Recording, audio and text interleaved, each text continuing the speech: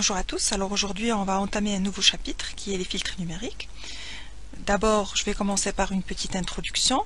C'est quoi filtrer un signal? Tout simplement c'est pour lui faire traverser un ensemble de dispositifs électroniques. Dans quel but? Soit modifier son spectre de fréquence, modifier sa phase, extraire une partie de l'information liée au signal ou bien pour éliminer des fréquences parasites. Où on trouve les filtres? On les trouve partout. Donc en général, dans tout système de communication aussi, on va trouver des filtres, soit télévision, téléphone, radio, transmission de données, etc.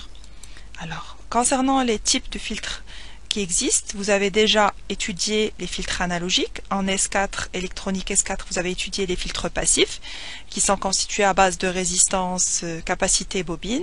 En S5, vous avez étudié quelques types de filtres actifs à base d'amplificateurs opérationnels.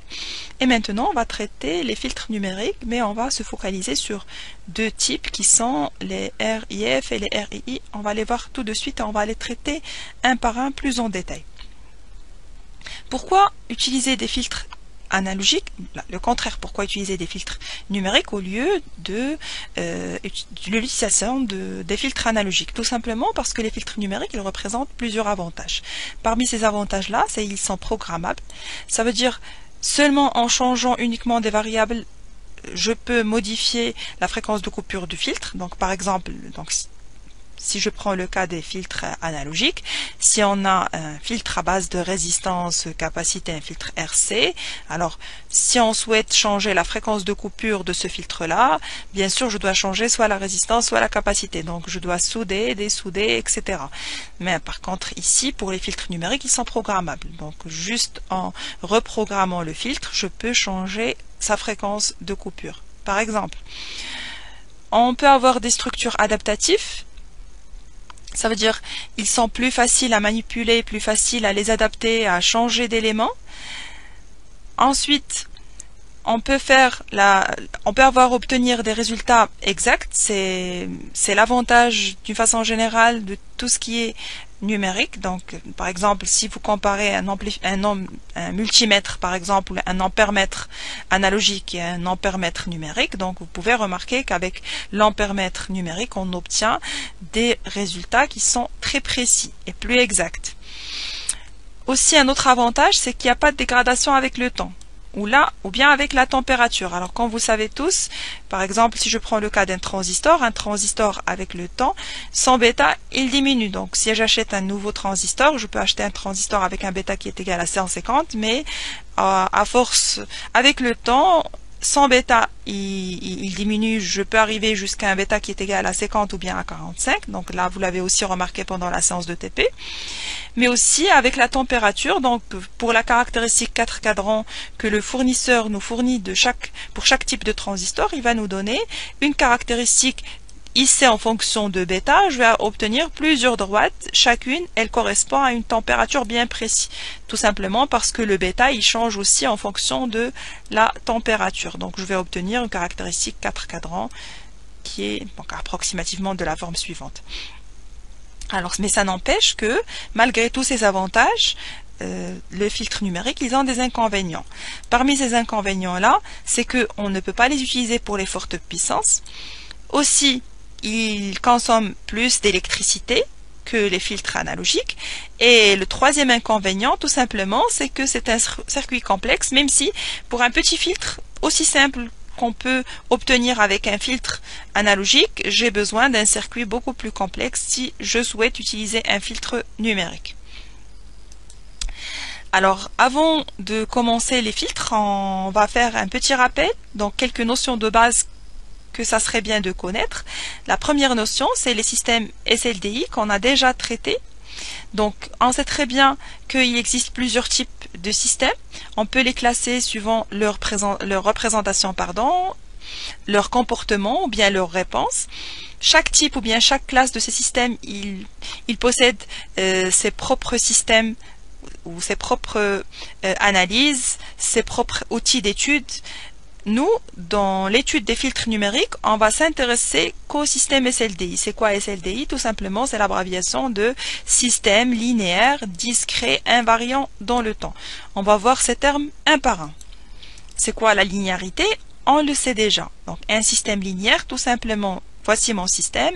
À une entrée x de n, je vais avoir une sortie y de n. Si j'entre avec x1 de n, je vais sortir avec y1 de n. Si j'entre avec x2 de n, je vais obtenir une sortie y2. Alors, la linéarité implique que si j'entre par un système ax1 de n plus bx2 de n, la sortie qui va correspondre, c'est AY1 de n plus BY2 de n. Ça, c'est clair. Invariant dans le temps, ça aussi, on l'a vu le début du chapitre numéro 1. C'est quoi l'invariance dans le temps? Tout simplement, le système, il va pas varier en fonction de temps. Ça veut dire, si j'entre à l'instant t, alors je retournerai au système continu, peut-être que c'est plus facile à traiter. À l'instant t, si je vais attaquer le système, par exemple S de t, et je vais obtenir une sortie Y de t, bah si je reviens après une semaine, un jour, un mois, etc., donc à un autre instant t1, ou bien peut-être juste après quelques heures, si je vais entrer toujours avec l'entrée x, toujours c'est mon même système xt1, je vais obtenir la sortie yt1. Quand je dis invariant dans le temps, ça veut dire le temps, il va pas varier la sortie de notre signal. Ça veut dire je vais pas obtenir une autre sortie, je vais pas obtenir par exemple un y' ou bien un z de t1. À l'instant t1, je vais pas obtenir une autre sortie du système. Toujours c'est mon même système, mais à l'instant où j'ai attaqué le système. Donc yt1 ou yt2 à l'instant t2, etc. Donc le temps, il va pas varier ma sortie. Bien sûr, je vais pas oublier le mot discret, et ça vous le savez déjà. Quand je dis un système il est discret, tout simplement l'entrée elle est discrète et la sortie elle est discrète. D'accord, donc on est tous d'accord que maintenant les filtres numériques qu'on va traiter, ce sont des filtres dits SLDI, ça veut dire que ce sont des systèmes linéaires discrets invariants dans le temps. Alors, une fois que ce système il est SLDI, donc il peut être régi par une équation de convolution qui est entièrement déterminée par la réponse h de n. C'est quoi h de n? Tout simplement, c'est la réponse impulsionnelle. On l'a déjà expliqué. C'est quoi la réponse impulsionnelle? Donc lorsque j'ai un système, je vais attaquer le système par une entrée, une impulsion de Dirac. Alors la sortie, on va dire que ça, c'est la réponse impulsionnelle de système, parce que j'ai attaqué à l'entrée, j'ai une impulsion de Dirac. On va aussi voir la notion de stabilité et causalité, on le verra plusieurs fois. Donc peut-être que vous allez étudier aussi en automatique la stabilité d'un système. Nous, on va passer brièvement sur cette notion-là. Un système, il est stable, tout simplement, c'est toutes les entrées bornées. Je vais obtenir des sorties qui sont bornées. Aussi, une deuxième définition, excité par une impulsion de Dirac, le système partant de l'état de repos revient à la position initiale après un certain temps. Donc quand je dis excité par l'impulsion de Dirac, ça veut dire que je parle de la réponse impulsionnelle. Aussi, causalité, qu'on a traité aussi au chapitre numéro 1, c'est quoi la causalité? Pour la définir d'une autre façon, donc nous, on sait que la causalité, c'est lorsque j'ai le signal, il est égal à 0 si n inférieur à 0. Donc ça, on l'a déjà vu. Ça veut dire quoi? Ça veut dire que le signal il n'est pas défini, il est nul pour les n qui sont négatifs, mais il y a une autre définition qui dit que l'effet, elle ne précède pas la cause. Ça veut dire toujours, il y a bien sûr une cause qui va causer quelque chose pour que cet effet soit possible. Donc l'effet, il ne va pas précéder la cause. Ensuite, l'entrée, je peux dire que l'entrée, il est toujours avant la sortie. Ça veut dire d'abord je dois attaquer le système pour que j'obtienne une sortie. Donc je ne peux pas obtenir un temps bien déterminé, une sortie pour ce temps-là, alors que je n'ai pas d'entrée. D'accord? Donc aussi on verra par la suite d'autres définitions, toujours pour bien détailler la partie de causalité. On va voir aussi une autre définition qui est la transformée en Z, qu'on va utiliser pour étudier les filtres numériques.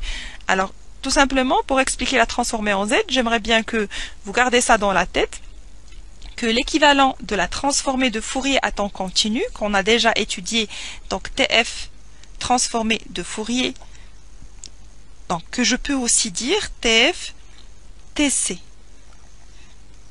Ça veut dire quoi? Parce qu'on a étudié la transformée de Fourier à temps discret.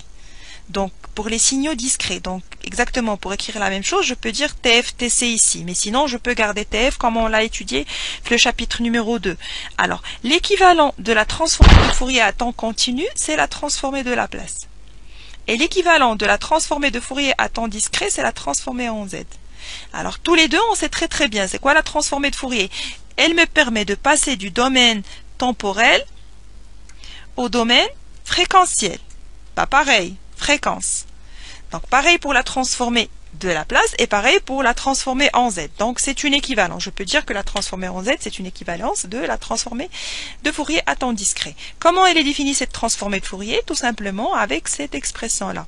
On va dire que x de z, c'est la transformée en z de x de n. Je peux l'écrire sous cette forme-là. Je peux dire transformée en z x de n est égal x de z est égal à la sommation de n allant de moins l'infini jusqu'à plus l'infini, x de n fois z à la puissance moins n.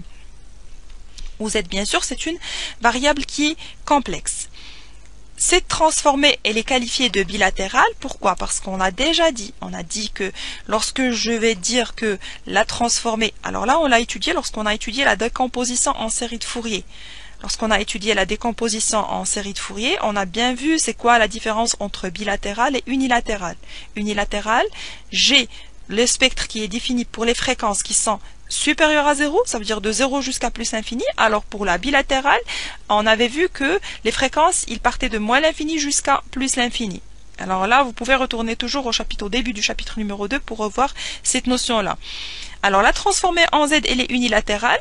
Je peux définir aussi une deuxième définition de la transformée en z unilatérale en disant que x plus 2z est égal à la sommation de n allant de 0 jusqu'à plus l'infini, x de n fois z à la puissance moins n. Et bien sûr, si le signal est causal, alors si je retourne à la définition de la causalité, un signal il est causal, tout simplement, c'est que j'ai le signal il est égal à 0 pour n inférieur à 0.